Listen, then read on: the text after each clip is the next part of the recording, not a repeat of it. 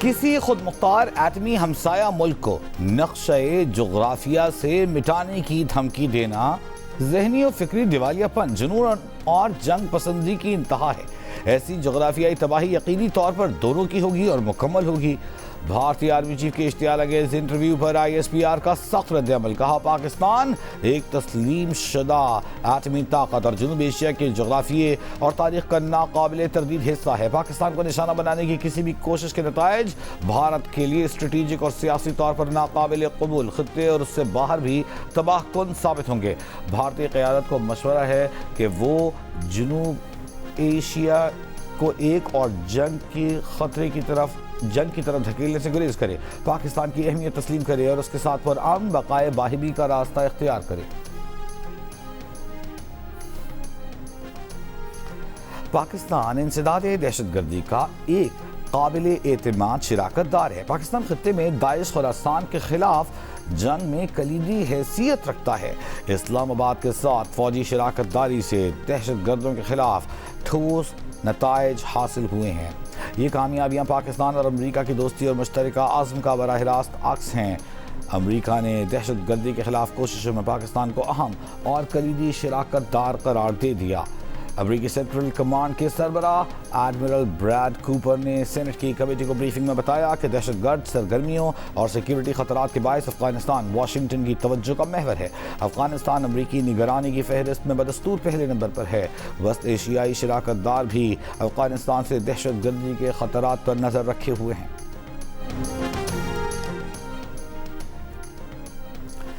Abu Dhabi میں براکا ایٹمی power plant کے بیرونی جنریٹر میں آگ لگ گئی۔ ابوظہبی حکام کا کہنا ہے کہ آگ پلانٹ پر ڈرون حملے کے بعد لگی، کوئی جانی نقصان نہیں ہوا، تمام حفاظتی انتظامات کیے جا چکے ہیں۔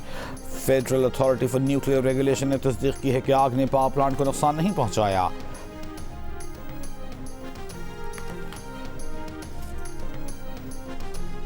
اور تمام ضروری نظام مؤثر طور پر کام کر رہا ہے۔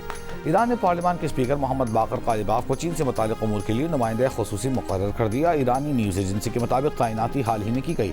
باقر قالیباف امریکہ سے ہونے والے مذاکرات میں ایران کے چیف مذاکرات کار بھی ہیں۔ مبصرین کا کہنا ہے کہ یہ اقدام مشرق وسطی کے تنازع میں چین کے کردار کی اہمیت اور بیجنگ کے ساتھ تعلقات مضبوط بنانے پر تہران کی بڑھتی ہوئی اسٹریٹجک توجہ کی عکاسی کرتا ہے۔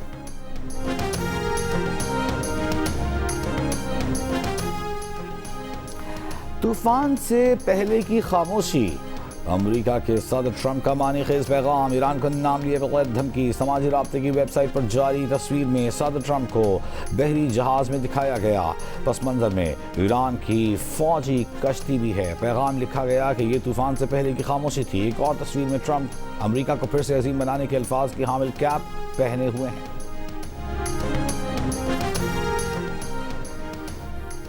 روس نے کہا ہے کہ ایران پر دوبارہ حملے شروع کرنے کا مطلب ہوگا امریکہ اور اسرائیل نے ماضی کی غلطیوں سے کچھ نہیں سیکھا۔ ویانا میں بین الاقوامی تنظیموں میں روس کے مستقل مندوب کا دوبارہ حملے شروع کرنے کی خبروں پر رد عمل۔ نیو یارک ٹائمز کی رپورٹ کے مطابق امریکہ اور اسرائیل دوبارہ حملوں کی تیاری کر رہے ہیں۔ میخائیل یولکانوو نے چینی وزیر خارجہ کے اس موقف کی مکمل تائید کی کہ آبنائے ہرمز کھولنے کے لیے مکمل جنگ بندی کی جائے۔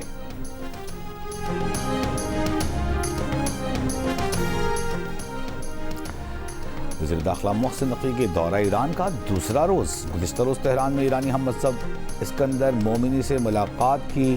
ایرانی میڈیا کے مطابق ایرانی وزیر داخلہ نے امریکہ کے ساتھ تنازع کے حل کے لیے فیلڈ مارشل عاصم منیر کی کوششوں کو سراہا۔ علاقائی امن و استحکام کے لیے پاکستان کے تعمیری کردار کی تعریف کی۔ ملاقات میں امن مذاکرات کی بحالی کے امکانات پر تبادلہ خیال۔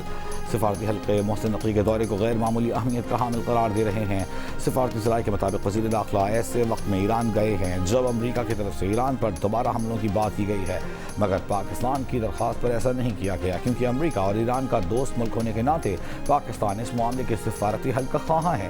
اس سے پہلے محسن نقوی فیلڈ مارشل عاصم منیر کے ہمراہ دورہ تہران کے موقع پر ان کے ساتھ تھے، جس میں انہوں نے ایرانی حکومت، فوج اور پاسداران انقلاب کے ساتھ غیر معمولی ملاقاتیں کی تھیں۔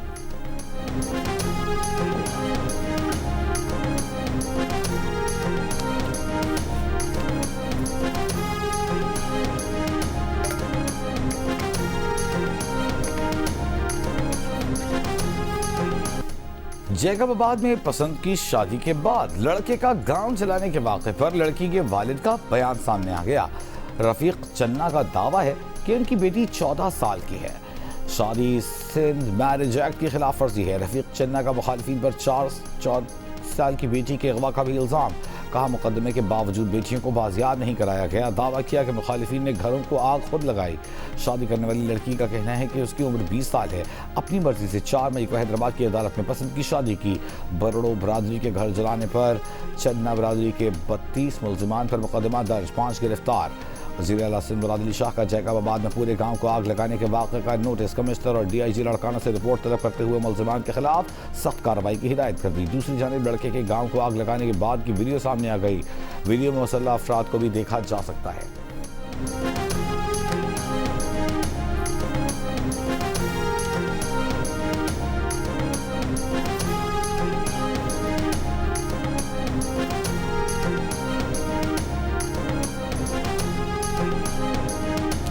وزیر اعلیٰ پنجاب مریم نواز کی باکو میں آذربائیجان کے صدر الہام علیف سے ملاقات۔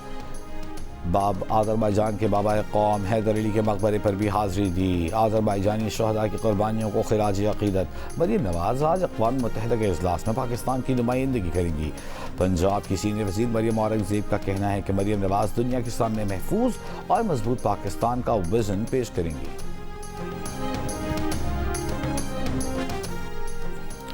نائب صدر پاکستان پیپلز پارٹی شیری رحمان کی بھارتی آرمی چیف کے پاکستان مخالف بیان کی شدید مذمت۔ کہا پاکستان کی مسلسل سفارتی، دفاعی اور سیاسی کامیابیوں سے بھارت بوکھلا گیا ہے۔ آج دنیا پاکستان کو ایک ذمہ دار، باوقار اور اہم ایٹمی طاقت کے طور پر تسلیم کر رہی ہے۔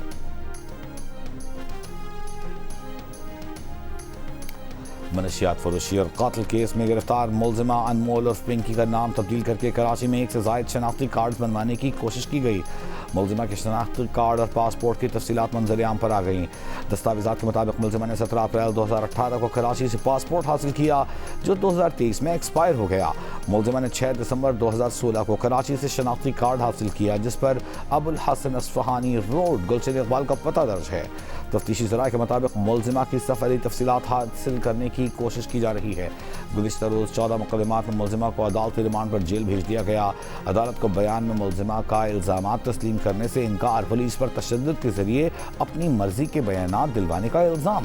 تفتیشی آفیسر نے کہا کہ ملزمہ طویل عرصے سے منشیات فروشی کا نیٹ ورک چلا رہی ہے۔ ملزمہ کے بینک اکاؤنٹ سے کروڑوں روپے کی ٹرانزیکشنز ہوئی ہیں۔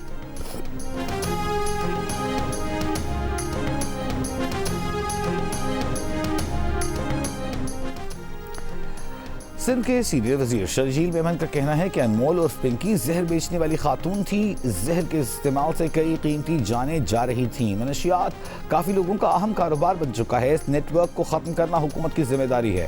کراچی میں میڈیا سے گفتگو کرتے ہوئے کہا کہ حکومت اسکولوں میں بچوں کا ریپڈ رینڈم ٹیسٹ کروائے گی۔ بدقسمتی سے ہم نے منشیات کو سنجیدگی سے نہیں لیا۔ دنیا بھر میں منشیات ایک سنجیدہ مسئلہ ہے۔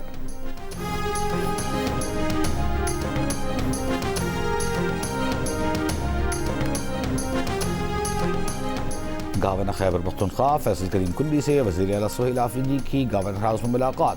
امن و امان اور دیگر اہم صوبائی امور پر تبادلہ خیال۔ سی این جی اسٹیشنز کی بندش اور پنجاب سے گندم کی ترسیل کے معاملے پر بھی گفتگو۔ گورنر فیصل کریم کنڈی نے کہا کہ 28ویں ترمیم ابھی تک مفروضوں پر ہے۔ خیبر پختونخوا کا امن اور ترقی ہماری ترجیح ہے۔ سہیل آفریدی گورننس پر توجہ دینے کا کہا ہے۔ وہ ہفتے میں 5 دن اڈیالہ کے باہر بیٹھیں گے تو صوبہ کون چلائے گا؟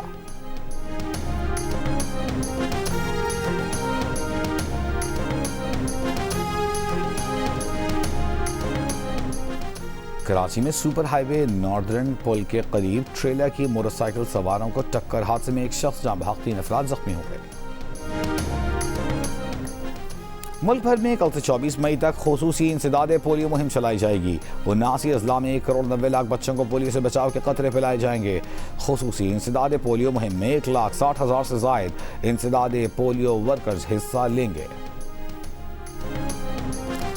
سندھ اور بلوچستان سمیت ملک کے بیشتر شہروں میں موسم شدید گرما. آج سب سے زیادہ درجہ حرارت سبی میں 46 ڈگری ریکارڈ, دادو 45, حیدرآباد سکر 43, مٹھی نوکنڈی 42, صاحبال 41, فیصل آباد میں 40 ڈگری سینٹی گریڈ ریکارڈ, لاہور 39, اسلام آباد 38, جبکہ کراچی میں زیادہ سے زیادہ درجہ حرارت 37 degree centigrade record record.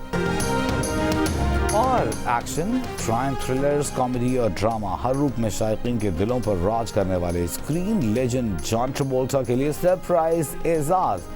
Can film festival کے انتظامیہ کا ہالی ووڈ اداکار کے لیے اچانک اعزازی پالما دی اور ایوارڈ کا اعلان. غیر متوقع طور پر اعزاز ملنے پر ٹراولٹا کی آنکھیں نم, انہوں نے ایوارڈ کو آسکر سے بھی بڑھ کر قرار دے دیا.